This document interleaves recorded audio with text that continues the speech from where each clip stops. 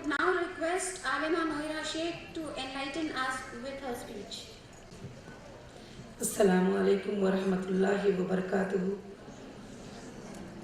Inna alhamdulillah nahmaduhu wa nasta'inuhu wa nastaghfiruhu wa nu'minu bihi wa natawakkalu alayhi wa na'udhu billahi min shururi anfusina wa min sayyiati a'malina. Man yahdihillahu fala mudilla lahu wa man yudlilhu fala hadiya lahu.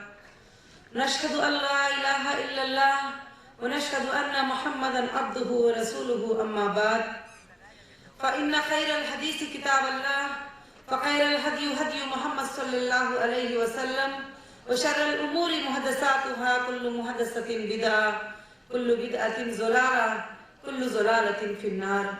أعوذ بالله من الشيطان الرجيم. بسم الله الرحمن الرحيم. الحمد لله رب العالمين.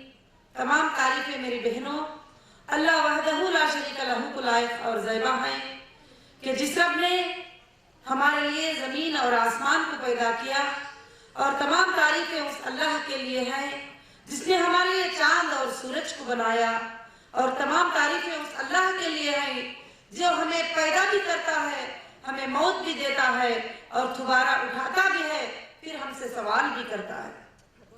میری بہنوں، اللہ وحدہ لا شریک لہ اپنے قرآن مجید میں اپنی تعریف کے بارے میں ذکر کرتے ہوئے فرماتے ہیں کہ افلا ينظرون الى الابل كيف خلقت، کہ تم نے دیکھا ہے کہ ہم نے اونٹ کو کس طرح سے پیدا کیا ہے، تم نے غور کیا ہے کہ اونٹ کو ہم نے کس طرح سے بنایا ہے. سبحان اللہ، اللہ کی وہ بناوٹ اتنی اچھی کہ یہ ساری دنیا مل کر اونٹ تو کیا، وہ اونٹ کے ایک چھوٹے سے بال کو بھی نہیں بنا سکتی. اللہ کے سوال میں ایک حکمت ہے. اللہ پوچھتے ہیں کہ افلا ينظرون الى الابل كيف خلقت، کیا تم نے دیکھا ہے کہ ہم نے اونٹ کو کس طرح سے بنایا ہے. وَإِلَى السَّمَاءِ كَيْفَ رُفِعَتْ، کیا تم نے دیکھا ہے ہم نے آسمان کو کس طرح اونچا اٹھایا ہے. سبحان اللہ، اللہ وحدہ لا شریک لہ سوال کرتے ہیں کہ تم نے دیکھا ہے کہ ہم نے آسمان کو کس طرح اونچا اٹھایا ہے. اللہ اکبر، اللہ کی تعریف، اللہ کی قدرت، اللہ رب العالمین کے احسانات دیکھیے. خالی ایک بلڈنگ بنانا ہے تو اس کے پلرز میں کمی اور پیشی ہوتی ہے، اور وہ بھی کس کے لیے؟ ایک 5th فلور بنانا ہے، 6th فلور بنانا ہے، اگر 20 بنانا ہے، اگر 100 بنانا ہے. دنیا کی سب سے بڑی بلڈنگ ہوگی 100 فلور، 200 فلور، 300 فلور کی، اس سے بڑھ کر تو نہیں. مگر رب العالمین کے آسمان کو دیکھا ہے کہ کون سی بلڈنگ جا کر اس کو چھو سکتی ہے، مگر نہ کوئی ستون ہے، نہ کوئی پلر ہے، نہ کوئی جگہ ہے، نہ کوئی یہ ہے. اللہ ایسا پوچھتے ہیں کہ سمجھنے والا وہ سوال نہیں ایمان لے کر آ جائے، اور سمجھنے والا اس کو دیکھ کر ہی سمجھ جائے. افلا ينظرون الى الابل كيف خلقت، کہ تم نے دیکھا ہے کہ ہم نے اونٹ کو کیسے بنایا ہے. والى السماء كيف رفعت، کہ تم نے دیکھا ہے کہ ہم نے آسمان کو کیسے اٹھایا ہے. اللہ پوچھتے ہیں وَإِلَى الْأَرْضِ كَيْفَ سُطِحَتْ، ہم نے زمین کو کیسے بچھایا ہے، تم نے دیکھا ہے. سبحان اللہ، اگر کوئی ایک ریشم کا کارپیٹ بنا لو، ہم لوگ گن گن کے ڈالتے ہیں، چلو اتنی دور تک ہم بچھا رہے ہیں، اتنی دور تک ڈال رہے ہیں، اتنی دور تک کر رہے ہیں، وہ چیز ختم ہو جاتی ہے. وَإِلَى الْأَرْضِ كَيْفَ سُطِحَتْ، زمین کا اللہ نے جو ہمیں فرش بنایا ہے، جو بچھایا ہے، کیا یہ ختم ہوتا ہے؟ ختم ہوتا ہے؟ کہیں تک بھی ختم نہیں ہوتا. اللہ وحدہ لا شریک لہ وہی ہمیں بتاتے ہیں کہ تم نے دیکھا ہے کہ ہم نے اونٹ کو کیسے پیدا کیا، تم نے دیکھا ہے ہم نے آسمان کو کتنا اونچا اٹھایا، کیا تم نے دیکھا ہے کہ ہم نے زمین کو کس طرح سے بچھایا ہے. سبحان اللہ. پھر اللہ پوچھتے ہیں وَإِلَى الْجِبَالِ كَيْفَ نُصِبَتْ، کہ تم نے دیکھا ہے کہ ہم نے پہاڑوں کو کس طرح سے بٹھایا ہے. اگر ہم یہ پہاڑ بھی نکالنے جائیں اور اس کی مٹی نکلتی جائے، اس کے پتھر نکلتے جائے، تو 1000 سال بھی ڈھو ڈھو کے تھک جائیں گے، مگر ہم یہ نہیں کہہ سکتے کہ پہاڑ زمین کے اندر تک جو ہے ختم ہو چکی ہے.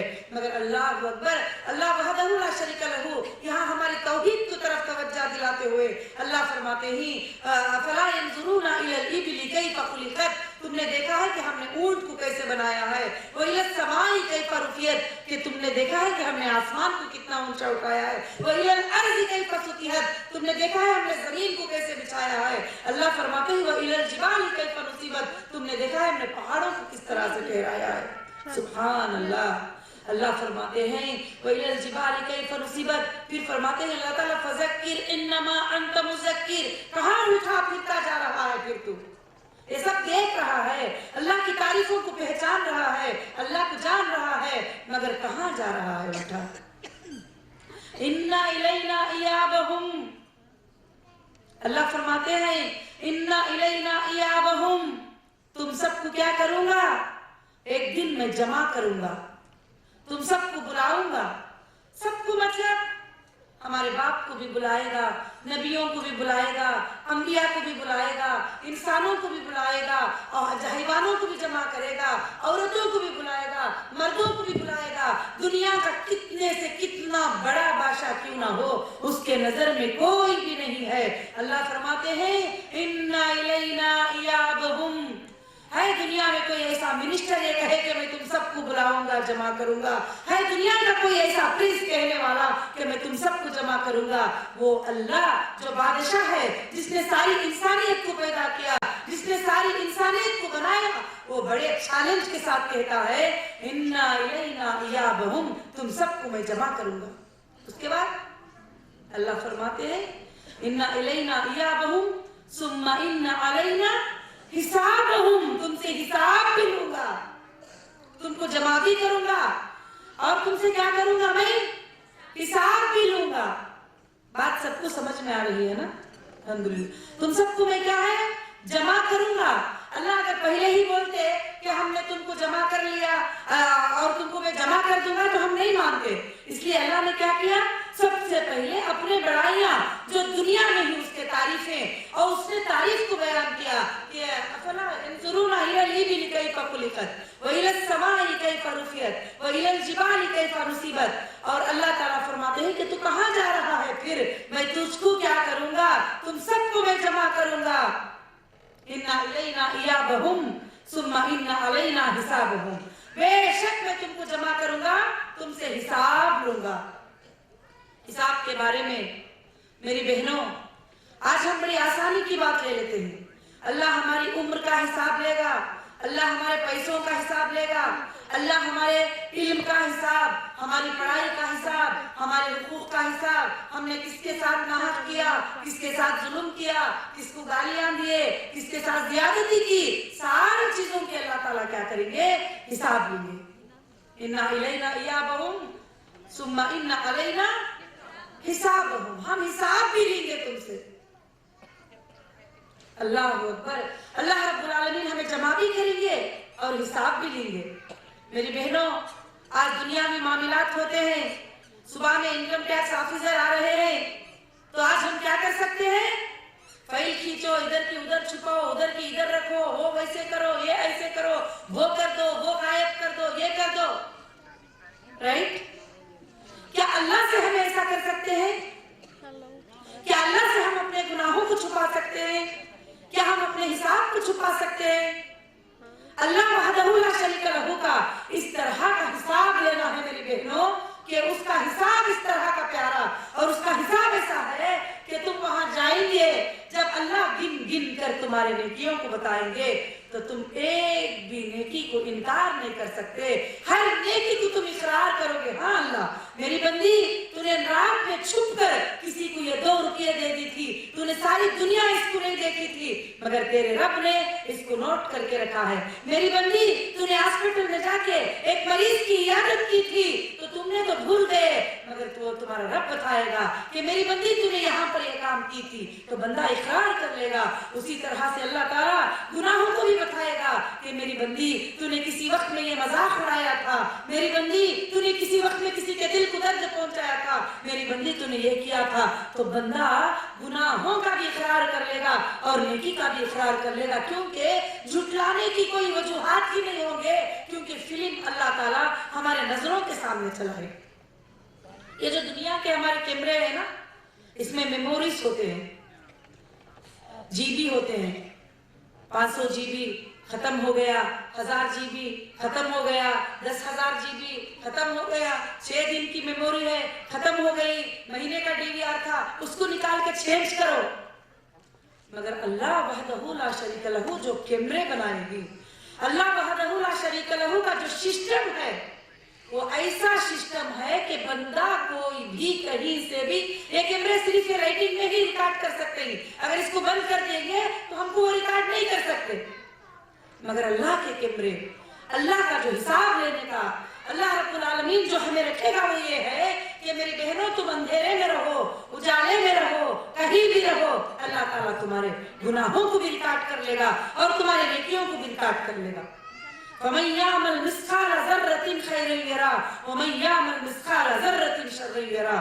ایک رائی کے دانے کے برابر کا بھی نیکی کا اعمال میں تمہارا نہیں چھوڑوں گا اور ایک رائی کے دانے کے برائی کو بھی جو ہے تمہارا رب نہیں چھوڑے گا کل قیامت کے دن تم کو بتائے گا میری بہنوں زیادہ ٹاپک لینے کے لیے لمبا ٹائم نہیں ہے مگر میں یہ بتانا چاہتی ہوں کہ یہ دعویٰ سینٹرز کا چلانا قرآن مجید کی تعلیم کو حاصل کرنا لوگوں کے ساتھ اچھا سلوک کرنا تو میری بہنوں یہ اسلام اس لیے سکھاتا ہے تاکہ ہمارے مرنے کے بعد والی جو زندگی ہے وہ زندگی میں ہم فائدہ اٹھا سکے جو ہمارے مرنے کے بعد والی جو زندگی ہے اس میں ہمیں کام آ جا سکے آج ہمیں دنیا میں ہمارے بچے کام آتے ہی ہمارے رشتہ دار کام آتے ہی ہمارے پڑوسی کام آتے ہی مگر اس جگہ جب جائیں گے تو ہم اللہ کے سوا ہمیں کوئی بھی کام نہیں آئے گا اللہ قرآن مجید کی آیتوں میں فرماتے ہیں جب انسان کو سکرات کی حالت ہوتی ہے اس کے موت کے نکلنے کا وقت ہوتا ہے جب سارے رشتہ دار تیرے قریب ہوتے ہی مگر اللہ سے زیادہ کوئی قریب نہیں ہوگا تیرے پاس سبحان اللہ جو بندہ اللہ کو اپنا دوست مانتا ہے جو بندہ اللہ کو خوش کرنا چاہتا ہے اسے دنیا کی خوشی کی کوئی پرواہ نہیں ہوگی اسے دنیا کی چیزوں کی کوئی پرواہ نہیں ہوگی اسے دنیا کے نفع نقصان کا بھی پرواہ نہیں ہوگا مگر جو بندہ سچے دل سے اللہ کو چاہتا ہے وہ محمد رسول اللہ صلی اللہ علیہ وسلم کے طریقے پہ چلنا چاہتا ہے وہ دنیا میں کسی کو بھی تکلیف نہیں پہنچائے گا آج میڈیا میں دوسرے جگہوں پہ غلط اخبار آتی کہ مسلمان ایسے ہیں مسلمان ویسے ہیں مسلمان تکلیف پہنچانے والے نہیں مسلمان یہ کرنے والے نہیں مگر سبحان اللہ اگر مسلمان کے دین کو سچے طریقے سے کتابوں میں پڑھ کے دیکھے اگر اسلام کو سچے طریقے سے دنیا کتابوں میں پڑھ کے دیکھے تو اسلام سے پیاری باتیں اسلام سے اچھی باتیں اسلام سے زیادہ سکون والی باتیں کسی مذہب میں بھی نہیں ہے یہاں تک کہ ایک دشمن بھی آتا ہے تو ہمارے نبی محمد رسول اللہ صلی اللہ علیہ وسلم نے اس کے ساتھ کیا سلوک کیا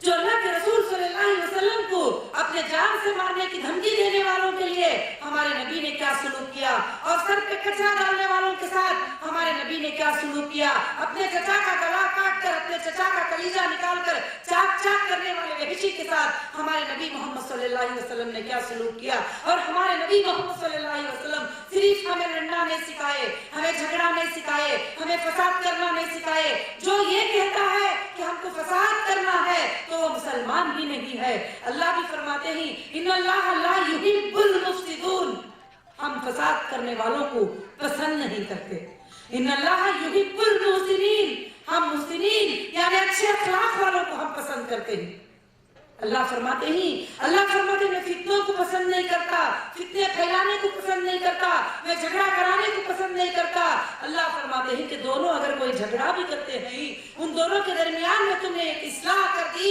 یہ بڑے ہمت والے کاموں میں سے سبحان اللہ تو پھر کہاں مذہب لڑنا جھگڑنا سکھاتا ہے کہاں مذہب کسی کو ناحق سے مارنا سکھاتا ہے کہاں مذہب کسی اور کی جان لینے کا سکھاتا ہے تو میری بہنوں یہ بول بول کر جو ہے کہ مسلمان بھی کمزور ہوتے چلے جاتے ہیں کبھی کبھی سن کر کیا ہاں ایسا ہے بالکل نہیں ہے چیلنج کر کے ہر میدان میں ہم بتا سکتے ہیں کہ اللہ ہمیں سکھاتا ہے کہ مجھے فتنہ پسند نہیں ہے رسول اللہ صلی اللہ علیہ وسلم ہمیں فرماتے ہیں کہ ہمیں فتنہ پسند نہیں ہے اللہ کے رسول نے فرمایا جہاں کوئی بری دوستی تمہیں مل گئی تو کچھ پیسے دے کے اس کو کیا کرو ختم کر دو چھوڑ دو اس ساتھی کو تاکہ وہ ساتھی کی برائی جو ہے کہ تمہارے اوپر تک نہ آئے ایسا اسلام جو محمد رسول اللہ صلی اللہ علیہ وسلم ایک بار راستے سے گزر رہے تھے تو ایک بکری کو جو ہے ذبح کیا جا رہا تھا وہاں پر جو ہے اس کی بچی بھی تھی بکری کے ایک تو چھوٹی بکری بھی تھی تو اللہ کے رسول صلی اللہ علیہ وسلم نے فرمایا کہ اس بکری کو جو ہے اس کے سامنے ذبح مت کرو، اس کو تکلیف ہوگی، انسان کو کیا بلکہ جانور کو بھی تکلیف ہونے کا اسلام نے سکھایا ہے۔ ایک مرتبہ صحابہ آ کے فرماتے ہیں اے اللہ کے رسول صلی اللہ علیہ وسلم ایک اونٹنی کو بڑا غصہ آ گیا ہے، وہ اونٹنی گلی گلی گھوم رہی ہے، جو بھی جاتا ہے اس کو پکڑ کے مارتی ہے اور تکلیف دے رہی ہے۔ اللہ کے پیارے نبی محمد صلی اللہ علیہ وسلم کو صحابہ نے کہا اے اللہ کے رسول اس اونٹنی کے پاس آپ آ جائیے، اس اونٹنی کو آپ دیکھیے۔ میری بہنوں، اللہ کے پیارے نبی محمد صلی اللہ علیہ وسلم نے جب وہ اونٹنی کے سامنے تشریف لائے تو کیا دیکھتے ہیں کہ وہ اونٹنی جس سے محمد صلی اللہ علیہ وسلم کے چہرے کو دیکھ کر اپنے گردن کو نیچے جھکا دیتی ہے، زمین پر بیٹھ جاتی ہے۔ صحابہ کہتے ہیں اللہ کے رسول یہ تو آپ کو دیکھ کے بدگی نہیں، یہ تو آپ کو دیکھ کے تکلیف نہیں پہنچائی، یہ تو آپ کو دیکھ کے جو ہے مشکلیں پہنچائی، کیا بات ہے؟ یہ تو آپ کے سامنے گر گئی سجدے میں۔ صحابہ نے کہا اللہ کے رسول ہم تو انسان ہیں، ہم آپ کو اس جانور سے زیادہ جانتے ہیں، ہم آپ کے سامنے سجدہ کریں گے۔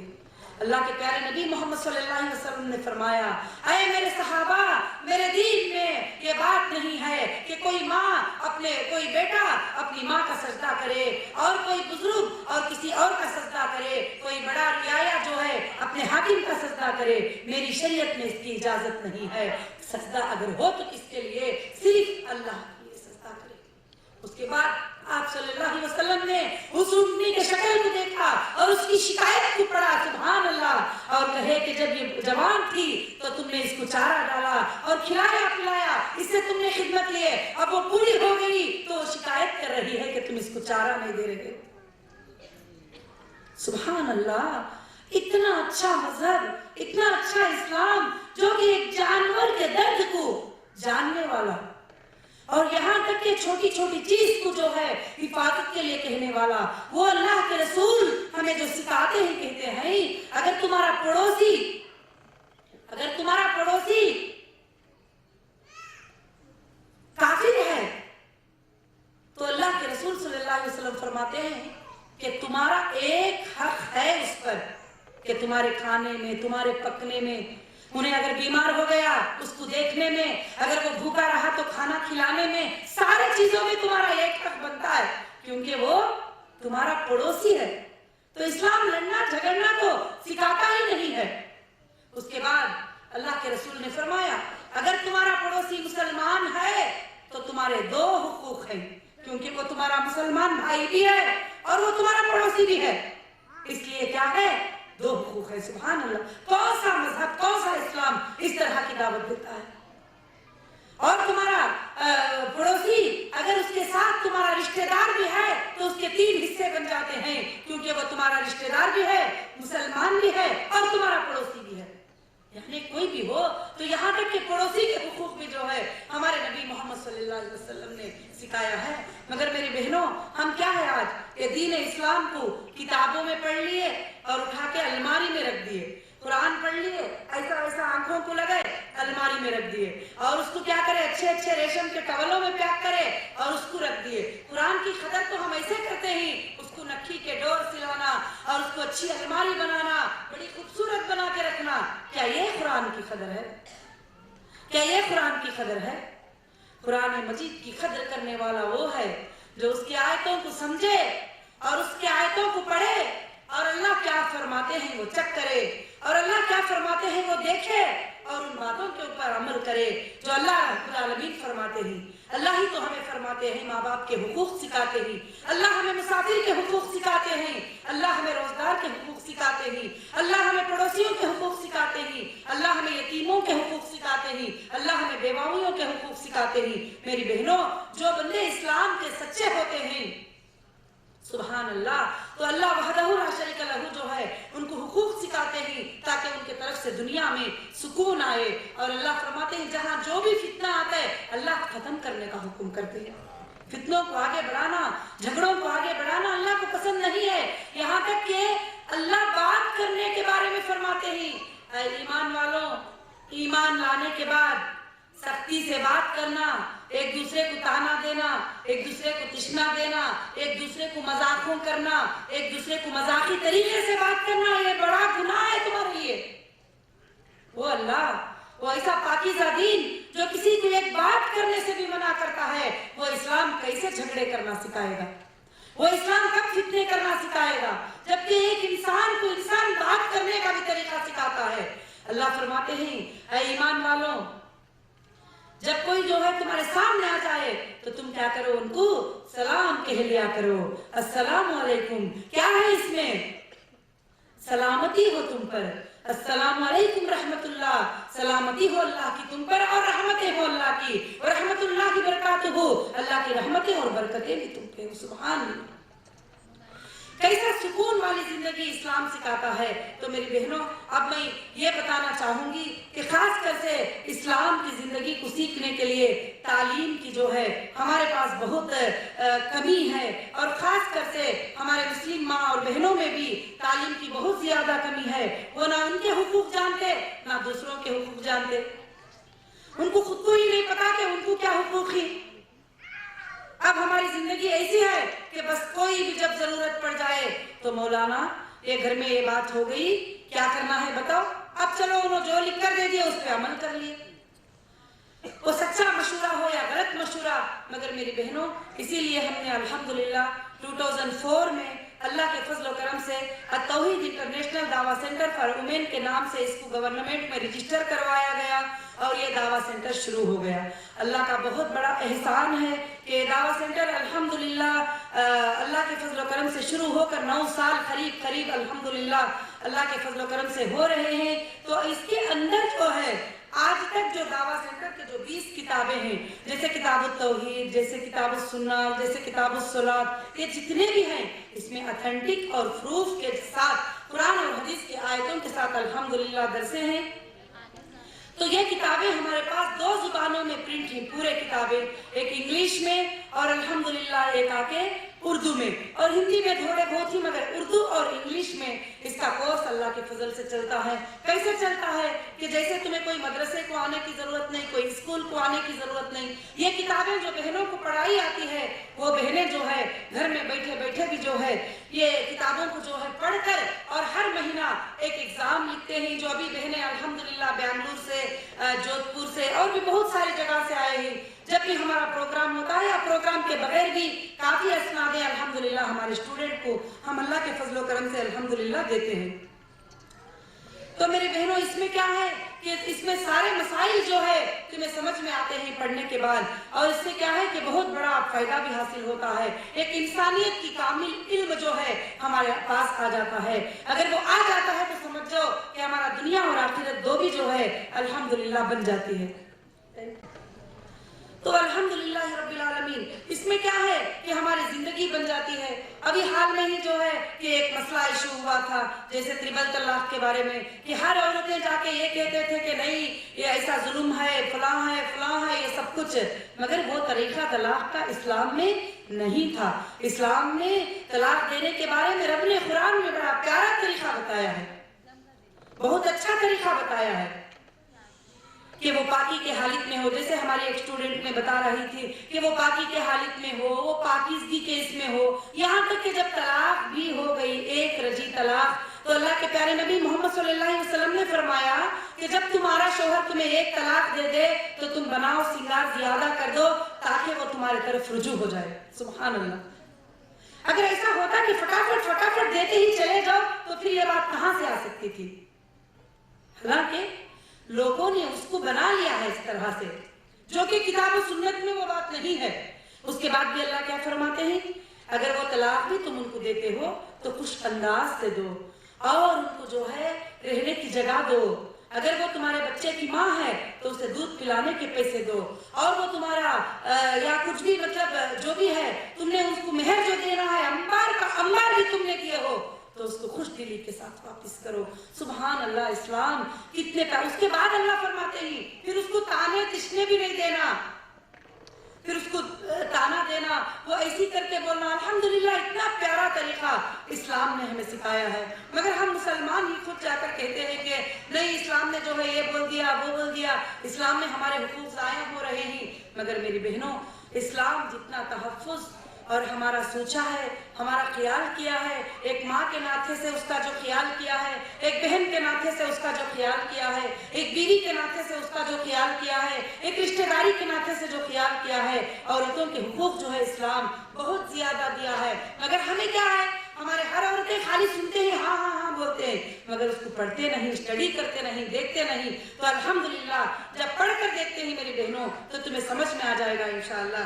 تو اسی لیے ہم کو چاہیے کہ یہ پورے کتابوں کو الحمدللہ جو ہے اللہ کے فضل و کرم سے انشاءاللہ اسٹڈی کرے. اور ہماری جو ہے کتاب جو ہے سب سے پہلے ہے کتاب التوحید ہے، اور اس میں ہم نے جو ہے اس کورس میں اللہ کے فضل و کرم سے قرآن مجید کے سورتوں کو بھی لیے. جیسے سورتوں سے ہم نے سارے سوالات کو جو ہے ایک کوشچن بینک بنایا تاکہ قرآن مجید کو تم اسٹڈی کرو اور اس کا ایگزام دو. اور اس کے بعد ہم نے جو ہے یہ ساری کتابیں لیے، جیسے کتاب التوحید، اتباع سنت کے مسائل، کتاب الطہارت، یہ جیسے کتاب التوحید ہے الحمدللہ بک نمبر 1 ہے، جو اللہ کے فضل سے اس میں جو ہے تمام توحید کی باتیں اللہ کے فضل سے موجود ہے. اس کے اندر آپ اس کو پڑھیں گے، اس میں رب نے قرآن مجید کے ذریعے سے اور حدیث سے کتاب کی کیا ہے کر کے الحمدللہ اس میں پتا چلے گا. یہ کتاب 1 مہینے میں پڑھنا ہوگا اور 1 مہینے میں پڑھ کر اس کا ایگزام دینا ہوگا. بہت ہی آسان ہے اللہ کے فضل و کرم سے. ہم تو دنیا کے ہر کام کو ٹائم دیتے ہیں، مگر دین کے لیے اگر 1 گھنٹے کا ٹائم، آدھے گھنٹے کا ٹائم نکال لیں، گھر میں پڑھیں، 1 مہینے میں ایک بار سینٹر میں جا کے جو ہے ایگزام دینا ہے انشاءاللہ. تو ویسے ہی دوسری کتاب جو ہے اتباع سنت کے مسائل، جس کو پڑھیں گے تو اللہ کے رسول صلی اللہ علیہ وسلم کی اتباع کیسے کرنا ہے، قرآن میں اللہ نے کیا کہا ہے اتباع کے بارے میں. اگر اللہ کے رسول کی اتباع نہیں کریں گے تو ہمارے دنیا کی زندگی کے کوئی بھی اعمال اللہ کے پاس قبول نہیں. یہ بات کا ہم کو پتا چلے گا. اور اس کے بعد نمبر 3 پر طہارت کے مسائل، جس میں پاکی، وضو کس طرح سے کرنا، نماز کس طرح سے پڑھنا، اسلام میں کیا طریقہ ہے اس کا، تو الحمدللہ کتاب طہارہ میں اس کے ہیں. اور نمبر 4 پہ نماز کے مسائل ہے. نماز کے مسائل کہ نماز کس طرح سے پڑھنا ہے، نماز کا کیا طریقہ ہے. اللہ کے پیارے نبی محمد صلی اللہ علیہ وسلم نے نماز کا کیا طریقہ ذکر کیا ہے. سبحان اللہ، یہ کتاب کے اندر دلائل کے ساتھ الحمدللہ موجود ہے. اس کے بعد جنازے کے مسائل نمبر 5 پر الحمدللہ اس کو ایک انسان کو کس طرح سے دفن کیا جائے، شریعت اس کو کیا کہتی ہے، اس کے بعد اس کے کیا مسائل ہیں. سبحان اللہ، یہ بھی طریقہ اس کے اندر ہے. اس کے بعد درود شریف کے مسائل، درود کے پڑھنے پر جو ہے الحمدللہ کیا فضیلت ہے. اور اللہ تعالیٰ ہی خود فرماتے ہیں کہ میرے نبی پر جو بھی ایک بار رحمتیں بھیجتا ہے میں 10 بار اس کے اوپر رحمتیں بھیجتا ہوں. سبحان اللہ. اس کے بعد دعا کے مسائل. آج ہم دعا کرتے ہیں اور دعا کر کر کے یہ سوچتے ہیں کہ دعا تو ہم نے کر لی ہے، اللہ نے ابھی تک قبول نہیں کیا. کیوں قبول نہیں کیا، کیسے قبول نہیں کیا؟ جب دعا کی مسائل کی کتاب پڑھیں گے تو تمہیں پتا چلے گا کہ اللہ تعالیٰ جو ہے سب کی دعا کو قبول کرتا ہے. یا تو اس کا بدلہ دنیا میں دیتا ہے، اگر دنیا میں نہیں دے گا تو آخرت میں ضرور اس کا بدلہ ہے. آپ کی دعا جو بھی ہاتھ اٹھا کر کی جائے گی، یا سو کر مانگی جائے گی یا بیٹھ کر مانگی جائے گی، ایک بھی دعا آپ کی ضائع نہیں ہوگی. دعا کی مسائل پڑھنے کے بعد انشاءاللہ سارے بارے میں جو ہے اس کے بارے میں تمہیں پتا چلے گا. اس کے بعد نمبر 8 پر ہے زکوٰۃ کے مسائل. زکوٰۃ کے مسائل الحمدللہ، جو زکوٰۃ کس طرح سے دینا ہے، کتنے مال پر زکوٰۃ نکالنا ہے.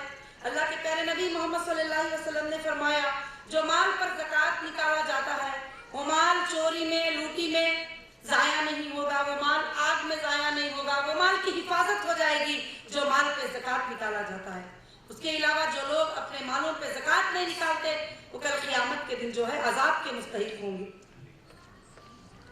اس کے بعد 9ویں کتاب ہے روزوں کے مسائل، جو کہ رمضان کے مہینے کے روزے الحمدللہ ہمارے پاس رمضان کے مہینے کے روزے ہم سب پر فرض ہی، مگر وہ روزے کس طرح سے رکھے جائیں، کیا اس میں کرنا چاہیے، کیا نہیں کرنا چاہیے، اس کی فضیلت کیا ہے، اس کا اجر کیا ہے، سب الحمدللہ اس کتاب کے اندر اللہ کے فضل سے موجود ہے. نمبر 10 پر حج اور عمرہ کے مسائل، جو کہ ہم سب پر حج کرنا فرض ہے. حج کس طرح سے کیا جائے، اس کے مسنون طریقے کیا ہیں، الحمدللہ یہ سب جو ہے حج اور عمرہ کے مسائل میں جو ہے الحمدللہ موجود ہے، جو سارے دلائل کتاب و سنت کی روشنی میں موجود ہے. اس کے بعد نکاح کے مسائل. नंबर 11 पे हमारी किताब है निकाह के मसाइल, जिसको पढ़ने के बाद सारे निकाह के मसाइल, निकाह सुन्नत कैसा है, सुन्नत तरीके का निकाह क्या है, निकाह के लिए क्या जरूरत है, क्या नहीं जरूरत, ये सारी चीजें अल्हम्दुलिल्लाह निकाह के मसाइल में मौजूद है। और उसके बाद तलाक के मसाइल नंबर 12 पे है। जैसे जो भी हंगामे मचते हैं उस वक्त में अगर हमारे खवातीन इसको स्टडी कर ले कि क्या तलाक का मसला है इस्लाम में, तो हर बच्चा भी इसको जान सकता है। नंबर 13 पे है जन्नत का बयान, जो इतने अमाल हम करते हैं जन्नत में जाने के लिए, और जन्नत किस तरह की होगी, कैसे होगी, कुरान और हदीस की रोशनी में अल्हम्दुलिल्लाह जन्नत का बयान इस किताब में मौजूद है।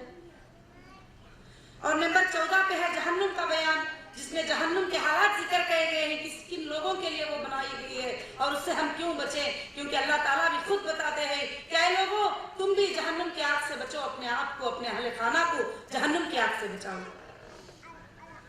उसके बाद शिफात का बयान, जो कैसी शिफात होगी, किस तरह की शिफात होगी। जैसे हम बैठते हैं, चलो ये भी मेरी शिफात कर देंगे, मेरी बाप मेरी शिफात कर देगा, मेरे रिश्तेदार मेरी शिफात कर देंगे, चलो मेरा बेटा हाफिज कुरान है, मेरी बेटी फलां अमल वाली है। नहीं, जब तुम ये किताब को पढ़ेंगे तो किसकी शिफात होती है, कौन जन्नत को जाते हैं, अल्हम्दुलिल्लाह मिलेगा। और 16 नंबर पे है खबर का बयान। ये किताब में सारा जिक्र है। 17 नंबर पे है क़ियामत का बयान, जिसके बारे में कुरान मजीद में अल्लाह ने कई बार जिक्र कर दिया। कहीं हिसाब लेने वाला दिन कहा, कहीं बहुत बड़ा दिन है कहा, कहीं जमा होने वाला दिन कहा, कहीं तुम सबका फैसले का दिन कहा। तो सुभान अल्लाह, ये क़ियामत का बयान पढ़ेंगे, उसके बाद सारी बातें इंशाअल्लाह उसमें समझ में आ जाएंगे। नंबर 18 पे है फज़ाइल कुरान मजीद, कि कुरान मजीद के फज़ाइल और उनके सूरतों के फज़ाइल इंशाअल्लाह ये पढ़ने के बाद अल्लाह के फजल और करम से पूरी बात जो है हमको पता चलेगी। तो सेम किताबें अल्हम्दुलिल्लाह उर्दू में भी है और इंग्लिश में भी है। मैं हमारे बहनों से गुजारिश करूंगी, अपनी आखिरत को बनाने के लिए इंशाअल्लाह आप घर बैठे भी जिसको जो जुबान आती है, अल्लाह के फजल अभी काउंटर तो अल्हम्दुलिल्लाह काउंटर भी बाहर लगा हुआ है, इसके फॉर्म्स लेकर इंशाअल्लाह मैं गुजारिश करूंगी कि इंशाअल्लाह ये कोर्स को करने की कोशिश करें। अल्लाह के फजल और करम से ये 2004 में शुरू हुआ। अल्हम्दुलिल्लाह अब तक इंग्लिश के तकरीबन 10,000 से ज्यादा बुक्स के सेट जो है खवातीन में पहुंचे। हाँ, कुछ लोगों ने बहुत सारे हमारे स्टूडेंट कोर्स करके एग्जाम लिख के सनद लेते हैं, बहुत सारे करते हैं, आधे में छोड़ते हैं, मगर उनके भी लिए फायदा है।